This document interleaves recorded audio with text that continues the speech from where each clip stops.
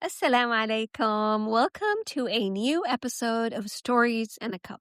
Our story today begins in California and stretches across faith, family, and quiet courage. Our guest's journey began in California and Idaho in a deeply religious Christian home. She's the oldest of three sisters, and she learned very early on what it means to lead, to question, and to carry responsibility, sometimes silently. Her journey towards Islam didn't begin with certainty. It began with curiosity, conversation, and eventually a relationship that would change the shape of her life. Through meeting her now husband, she was introduced to Islam not as a destination, but as an unfolding process. A process that required patience, inner work, and moments of fear she didn't always know how to name. For a long time, her faith journey remained private. Telling her family felt heavy, wrapped in worry, judgment, and the unknown. And yet, in a quiet moment of intuition, her mom had already sensed the truth and met it not with rejection, but with unexpected support.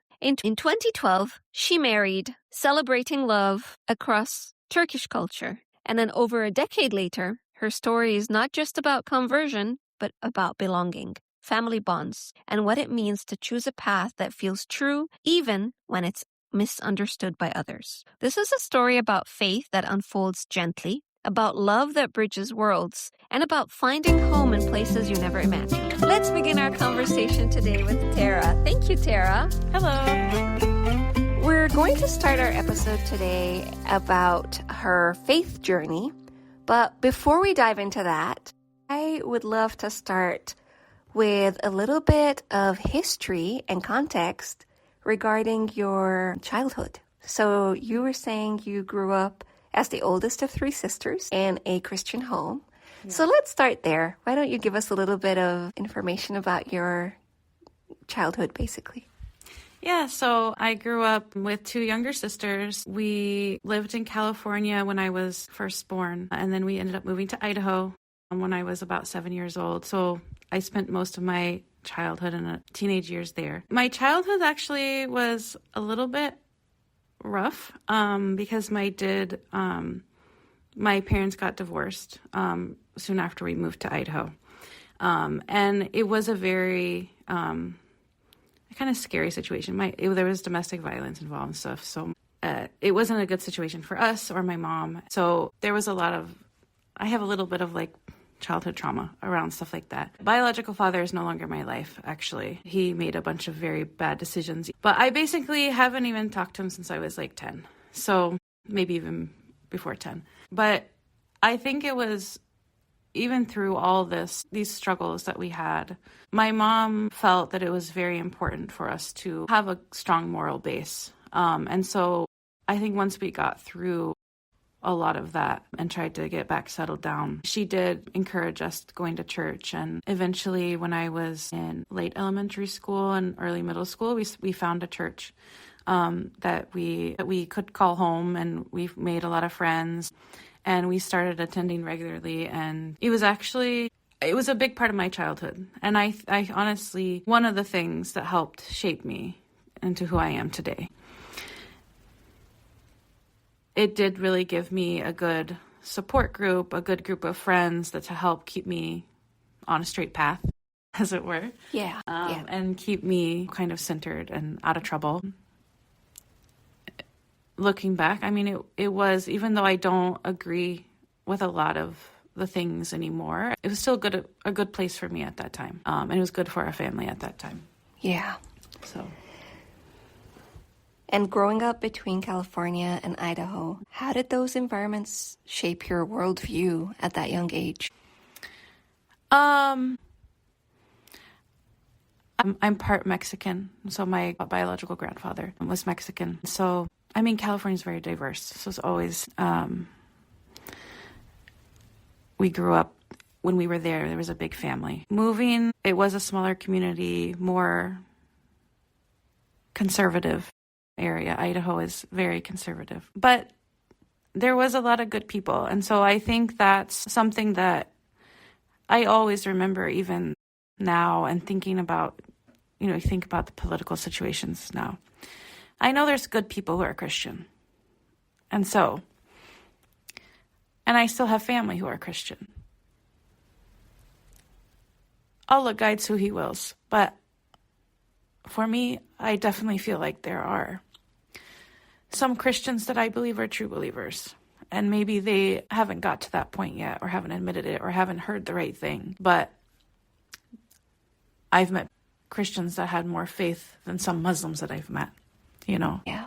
And I believe it is true. It's, you know, they believe God, and they believe they know God, and they pray to God. And when you grow up being told and knowing something completely different too, it's hard to judge that, you know, especially if all they've heard of Islam is bad things. Yeah. So when did Islam first enter your life, Tara? So not the concept of Islam, but like as a lived experience. That was when I was in college. I moved to Albany, New York for college and lived there for about 4 years. And within the first year of being there, actually, I met my husband, and he was my first boyfriend. And so he was my first experience with Islam. I met him and got to know him. And like you said, first lived experience. Of course, I'd heard things and wasn't that open-minded at that time. But I think as a lot of people do when you go to college, you do start opening your mind to different things and you meet new people. I went to a college before I went to Albany. I went to a 2-year women's school with girls from all over the country and all over the world even. Like, there were international students. And so I had gotten to be friends with a lot of different girls. Actually, some of them were Muslim, but we didn't really talk about faith at all. There wasn't much, like, it was kind of like back in my head, I know they're Muslim, but it wasn't that was something we ever talked about, or never that I really observed or anything. So my first really up close encounter with Islam was my husband. Yeah. And was there a moment when curiosity shifted into something deeper? Or was it like a slow unfolding? I think for the most part, it was a slow unfolding. I think there was one thing that always kept me really curious and trying to understand and struggling with, which is that you always heard that Muslims were bad people, but he wasn't. And so I was trying to kind of reconcile this with, you know, what people are telling me, and then this isn't what I'm seeing, and there's something there. Like, why would people think that? And so I think that sparked this curiosity and trying to understand more about Islam and Muslims. And I mean, of course, ultimately understanding that there was nothing to be afraid of, you know. In general, is that what you were hearing? I think it was more kind of in general that Muslims believed dangerous things and were scary people, and there's different aspects of that. There's the aspects of, you heard in the news, and 9/11. Oh, yeah.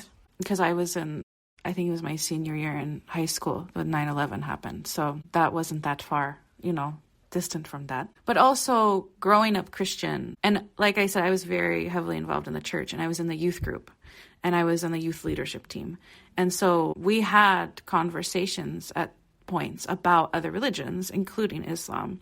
And I remember we were told reasons why Islam was wrong, and why, like, theologically, that we shouldn't believe it and Christian was right and Islam was wrong. And then we were told, the typical stereotypical bad things they tell you, that why Islam is bad. You know, many of them lies or misunderstandings or incorrect translations of the Quran, or taking things out of context, you know, things about the Prophet, things about Aisha, you know, those kinds of things. And so I had all this in the back of my mind which was making me confused. Oh, I can imagine, of course. Yeah. I was told that this, and this, and then it's not lining up, kind of. But that also was a driving thing in wanting me to learn and get more information about what exactly Islam was, instead of just the talking points that Christians have about why it's bad. And I'm just imagining, so you were raised in a conservative Christian family, and meeting your now husband and your initial experience of being close to somebody who's Muslim, when and how did that shape how things changed for you? Yeah. So, at first, when we were dating, we didn't talk too much about religion. I think we were both, I knew him, he was Muslim, he knew I was Christian, and we didn't push the issue too much. But then as we, had been together for longer and we started getting more serious, of course, it's something that you have to start thinking about and talking about. When we first started actually having conversations about it, there was a lot of arguments. I'd studied a lot. I knew the Bible a lot. I'd read a lot of it. And as Christians, we were told, basically, you have to believe the Bible. It is God's word. And so whatever the Bible says, you have to believe. It's not a choice. It's not something to think about or consider. It's difficult to argue with someone who doesn't agree with that. And I think I'd never really been in a situation like that where you have to try to defend what you believe because somebody else believes something differently. And so at some point we both kind of agreed to just agree to disagree, and we're not going to talk about it because it would get us nowhere. We just go in circles. The primary thing that we would argue about, well, is Jesus God? And no, he's not God, or yes, he is God. And how could he be God's son? And my husband tried. But honestly, I think that I struggled with the way he was framing it. The way he framed it to me was, God doesn't need a son. And so he doesn't have a son. Why would he need a son? But for me, that argument didn't make sense because God is God. And if he wants something to happen, he can make it happen. So I never really fell for that. It wasn't something that I was like, okay, that makes sense. For me, it doesn't make sense. God can make things be whatever way he wants it to be.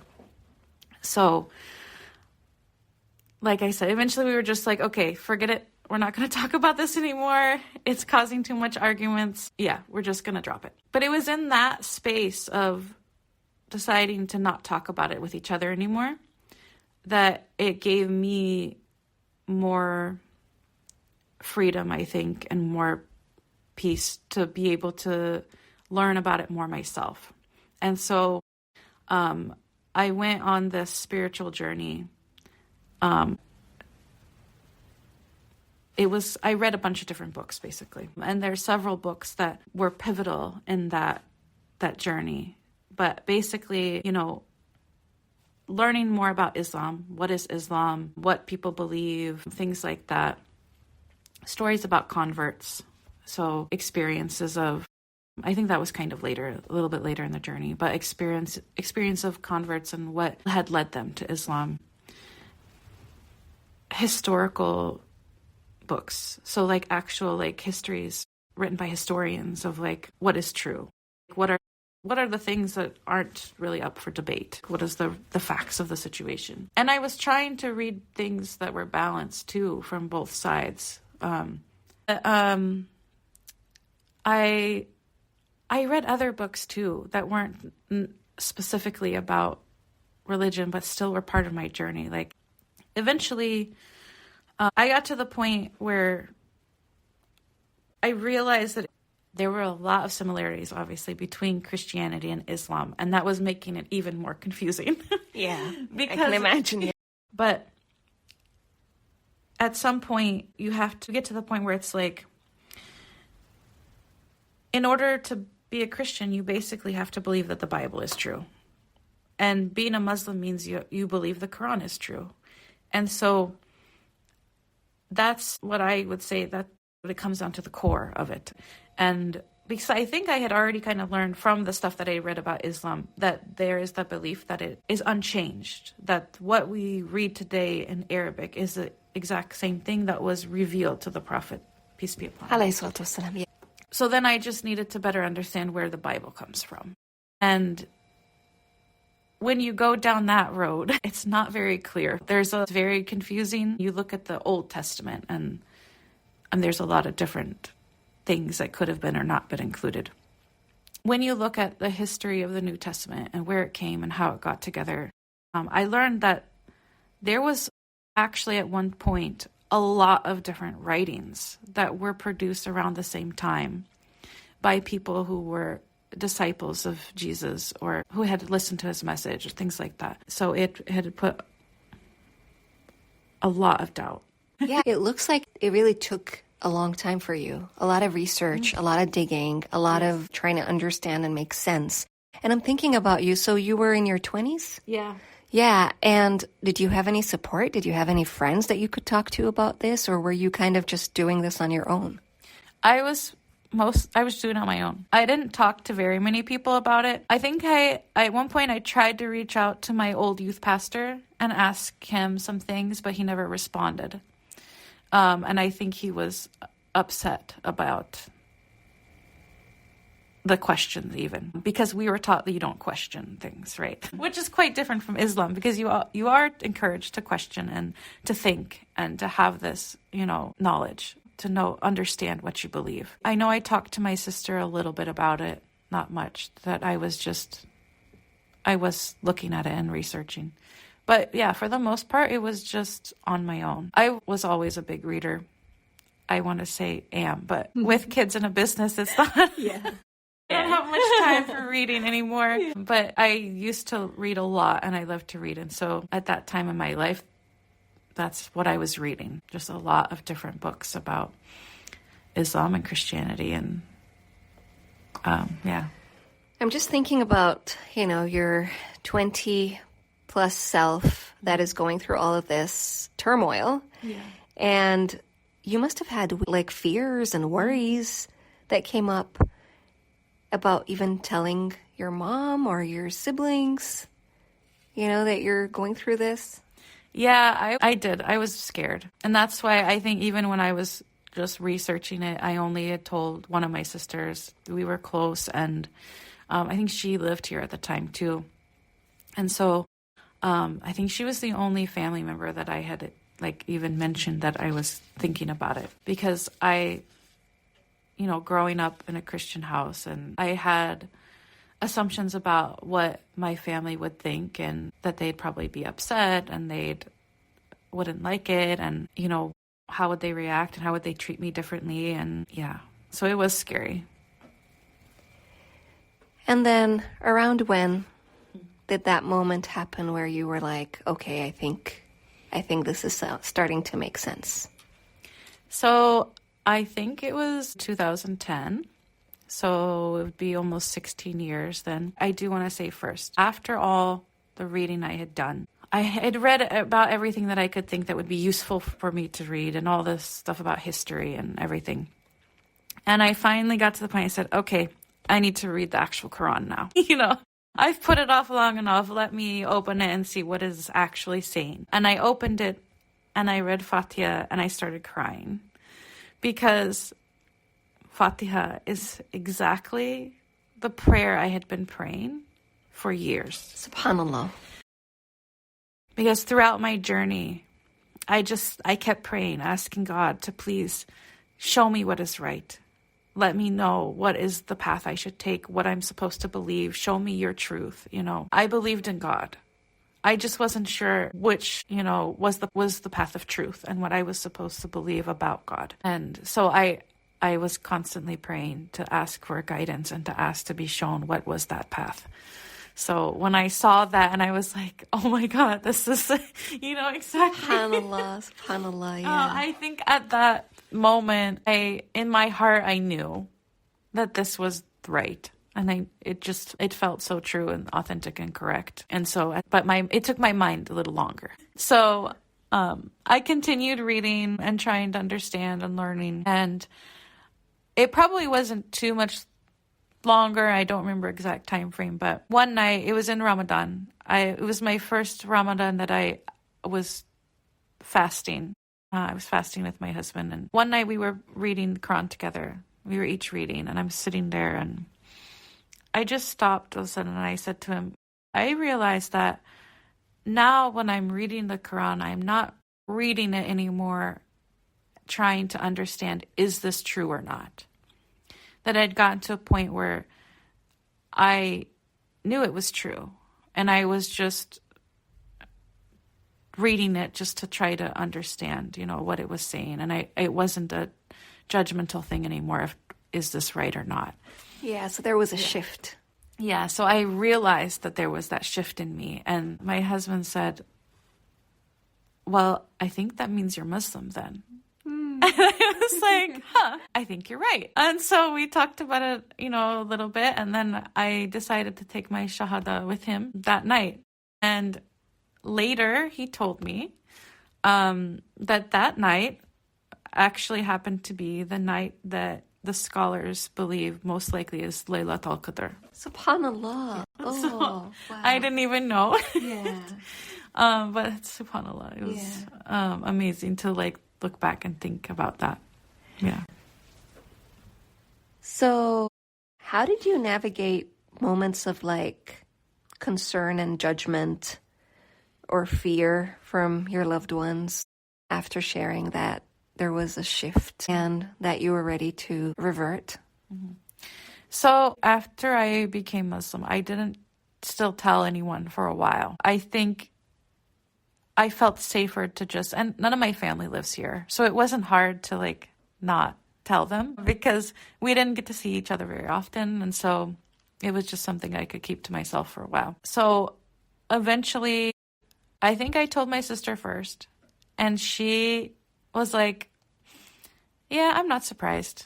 I thought that's probably what would happen.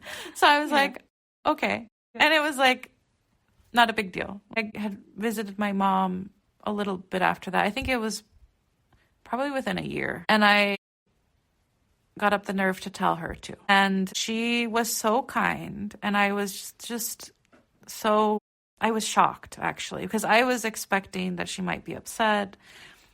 When I first started dating my husband, she was upset. But I think in that time period it had been several years, and she had gotten to know him and to see who he was and what kind of person he was. And there's nothing to be scared of, And so when I told her, she was also kind of I was wondering if that might happen, She was expecting She it. was kind of expecting it. And she said, and I told her I was scared, to tell you. And she had said, I don't really care if what you decided to believe, what your religion is. I just wanted you to be able to choose that for yourself. And that she didn't raise us Christian just so that we could stay in that.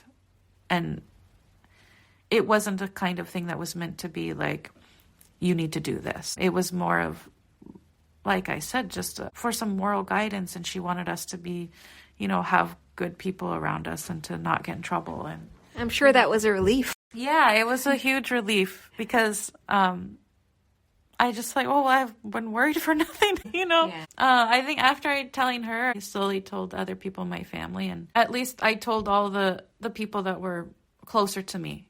And I think they took care of telling more extended family. So Travels very fast. and the words spread. I didn't have to have that conversation with every single person, but yeah, it was a relief that she was very supportive about it. Yeah. So you've been Muslim now for Almost 16 years. MashaAllah. And as an American revert of Mexican/European descent, Yeah. correct? Would you say that your sense of identity evolved all through the last 15, 16 years after you reverted to Islam?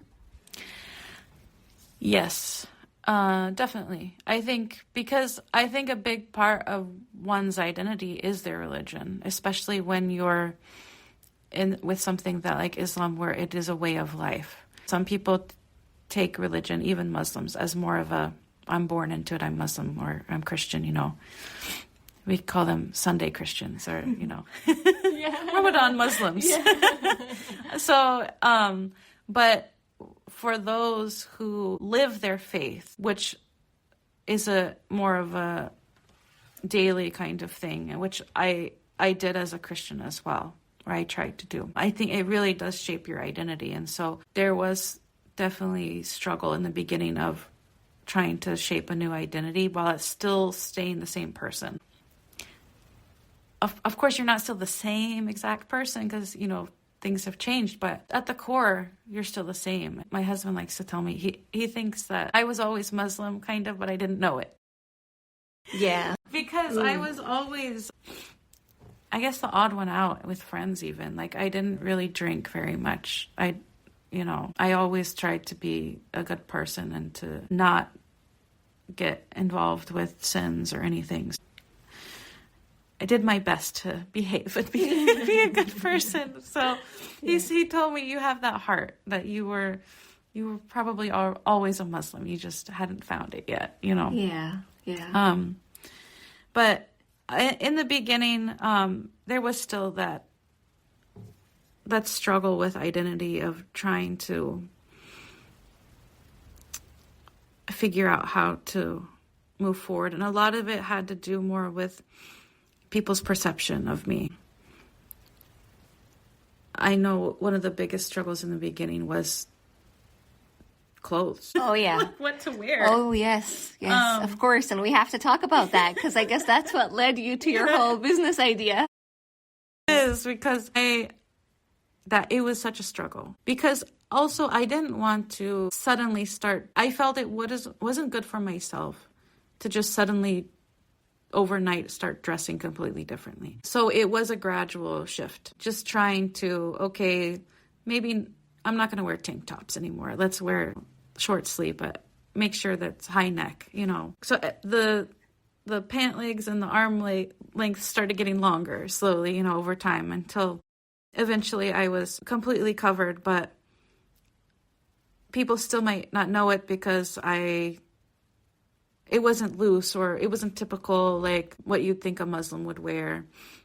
I didn't start wearing hijab at first either. So it was I want to say probably 3 or 4 year time period that it took for me to start dressing more modestly and wearing hijab. And even when we opened our business, I didn't wear hijab at first. I felt guilty about that because I'm selling hijabs, but I don't wear a hijab. But I didn't want that to be the reason I started wearing hijab either. So I had to give myself the time to get there until I was ready. Yeah, I think one of the big things that I struggled with in trying to dress more modestly was that most of the modest clothes available in the U.S. are geared towards older generation. And so they're not the clothes that I necessarily want to wear. But then a lot of the traditional Muslim clothes that I would find if I tried to go look somewhere or online weren't me either. And so it was kind of like, I don't know what to wear. I have nothing to wear. Struggle. Yeah. Or if you stock up in the fall and winter on stuff, but then in Texas, in the summer, oh my goodness. You're gonna cook if you wear that stuff in the summers. My husband, he's Turkish, so the first time I went to Turkey, I was in awe with the clothes because I was like, "This is what I've been missing. This is what I need." Yeah. Because I felt like Turkish clothing had that blend of it was modest, but it was still fashionable, and it was still stuff that I could see myself wearing. So it was this kind of styles that I like to wear, just cut more modestly. And so it really resonated with me. And I felt like there must be other women that feel the same way, whether they're converts or not. I'm sure there's other women out there who would like these clothes too. Oh, absolutely. We love your store. Ever since this store started a while back. And, I hear everybody saying at least there is somebody thinking about us.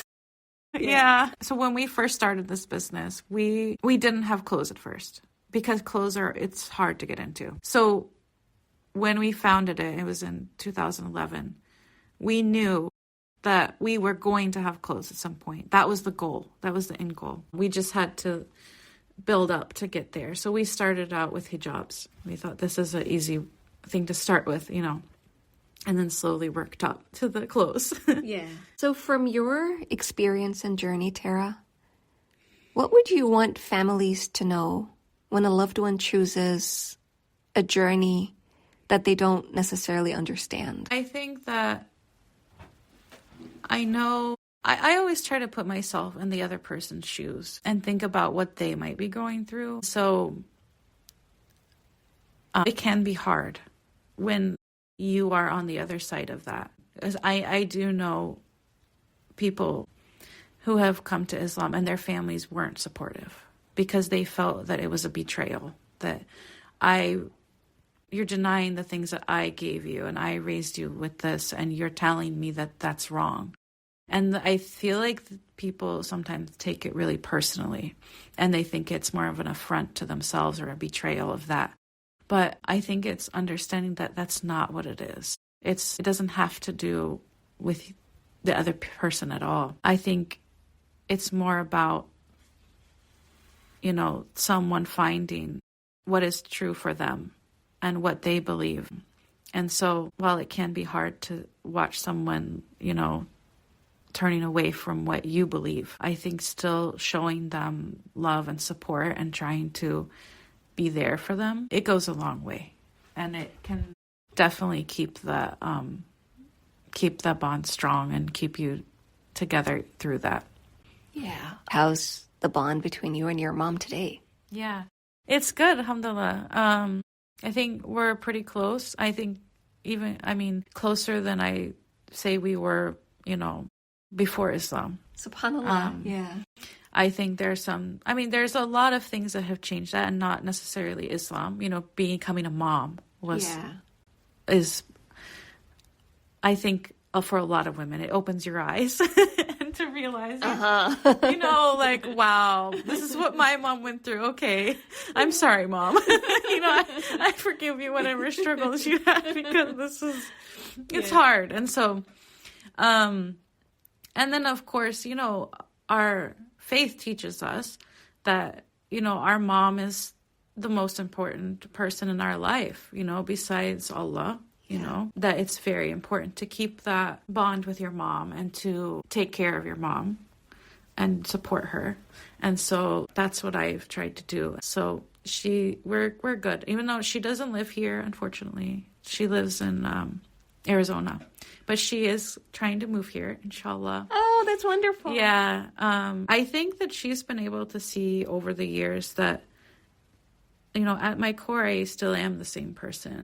Even though I may dress differently and my faith is different, that underneath I'm still her daughter. I'm still the same person. So, beautiful. Yeah. So if you could speak to Tara in her 20s right now, what would you tell her today? I would say that Allah has some very special plans for you and not to worry because Allah is going to take care of you. Yeah. Today, when Tara feels stressed or like needing grounding or comfort, what do you gravitate towards? I want to say peace and quiet. Your office. Mashallah, very peaceful here. Yeah. Thank you. I think, part of it's my personality, but finding, I'm a bit of a loner. And so sometimes things get too chaotic and stressful and you just need a minute, But I want to say to having those heartfelt prayers and du'as to Allah. I don't do it enough right now, I think. But it does really,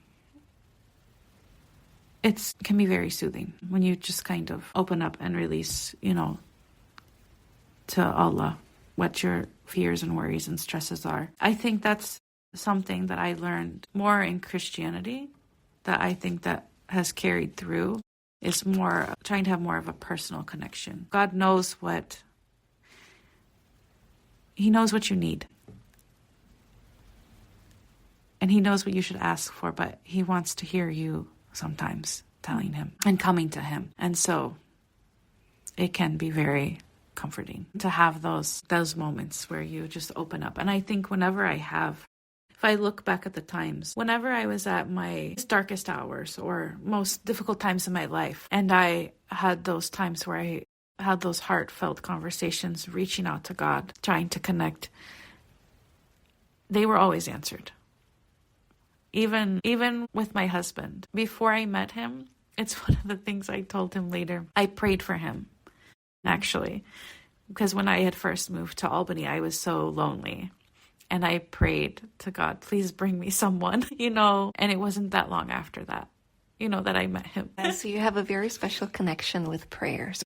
Yes, prayer. Yeah. Like I said, I don't do it enough now. I think like all Muslims, I've gone through ups and downs in my faith. I struggled a lot after I had kids, but alhamdulillah, I've been slowly making my way back to that, having a closer connection with Allah, inshallah. Inshallah, inshallah. Thank you so much, Tara. Yes. Thank you for sharing your beautiful journey with us and for the beautiful inspiration that you have given to other people who may want to start this kind of journey and who may be afraid. Your message is powerful. I truly appreciate this. Thank you. Yes, thank you. And thank you for inviting me. I think I don't do this type of thing very often, but so it is a little bit scary to like put yourself out there, but inshallah, it does help other people going through similar things or struggling, So inshallah. May you be rewarded, inshallah. Thank you.